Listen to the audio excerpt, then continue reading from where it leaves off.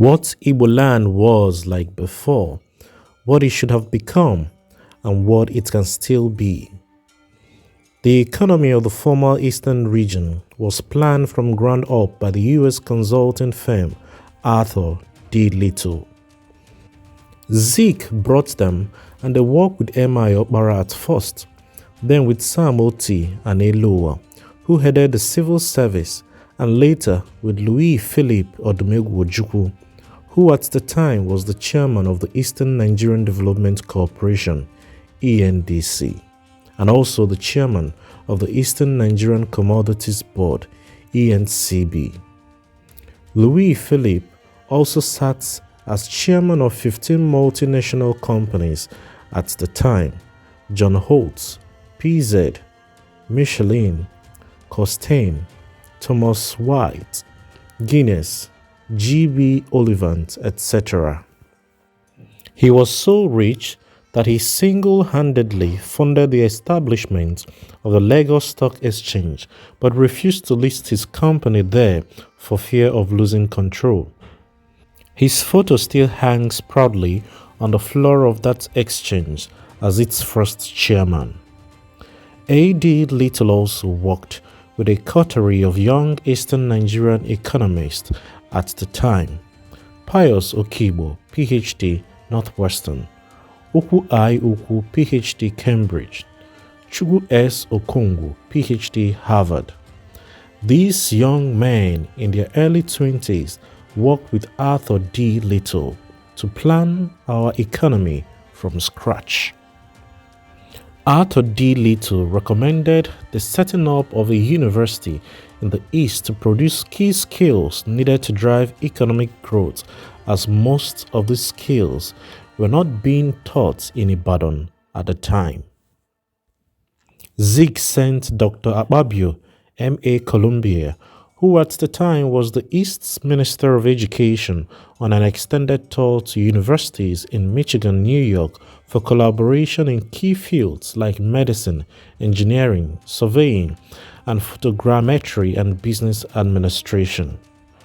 UNN was the first school in Nigeria to offer many of these courses. Ibadan at the time taught mostly classics, general science, and later medicine. Palm oil, palm kernel, coal, cocoa from Ikom, coffee from Obudu, and later petroleum from firstly Ozumbe, Oguta area, and later from Oloibiri in Ijo land, drove the economy of the East. In terms of development, the East started late compared to the West. Development and education had started in Lagos and Abeokuta right after Beecrofts occupied Lagos in 1850s and made it a British colony. Lagos and the Southwest thus had more than a 70-year head start over the East in terms of total gross capital formation and the platform that it gave for growth. But after implementation of Arthur D. Little's recommended growth plan, the East economy grew at more than 9.2% starting from 1958 till 1967 when the war began.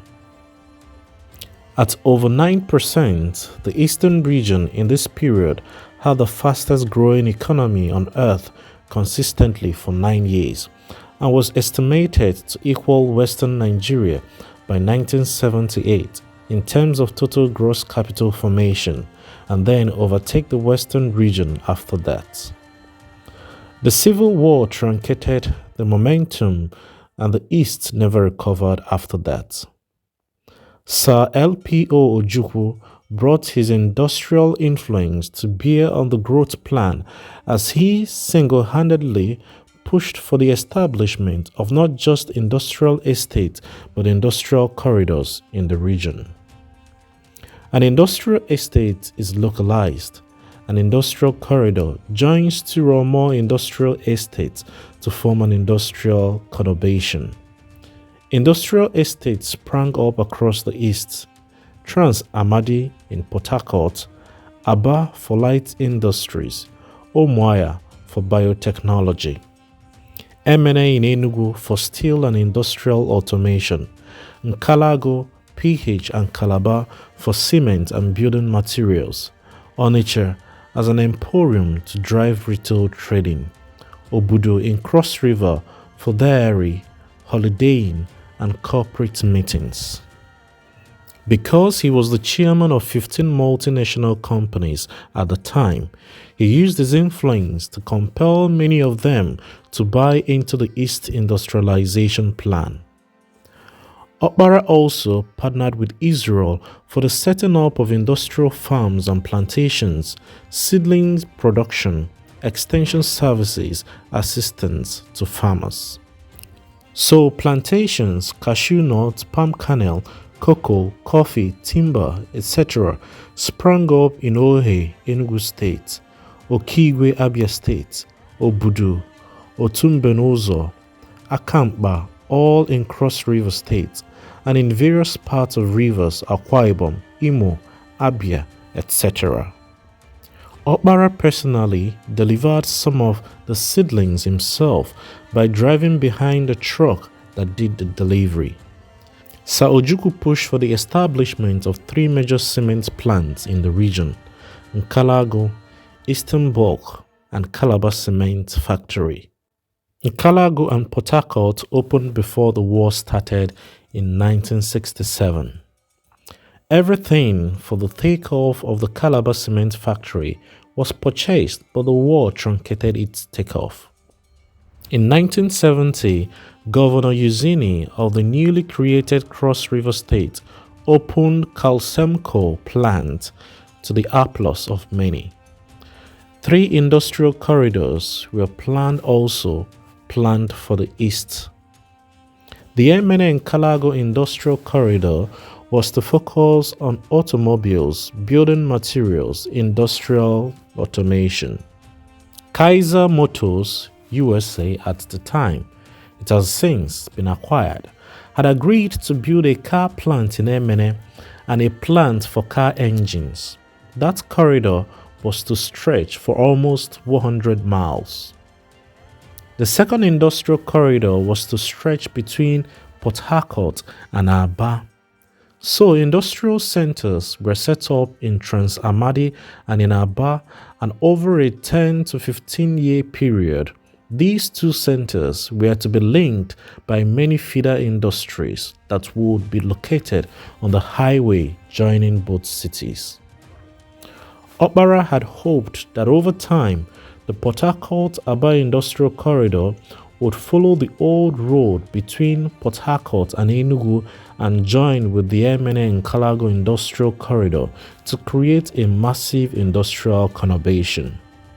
That almost imitates the almost 200-kilometer Ruhr Industrial Valley in Germany built under Chancellor Otto von Bismarck. Onitsha was to drive the East's retail economy, and so the market was built there as an emporium to attract buyers from all over Nigeria and West and Central Africa so they could come spend their money in the East. Dubai would copy this same model 50 years later and implement it successfully, but on a global scale. Onitsha market achieved its purpose by 1958, 2 years later after the East achieved self-government.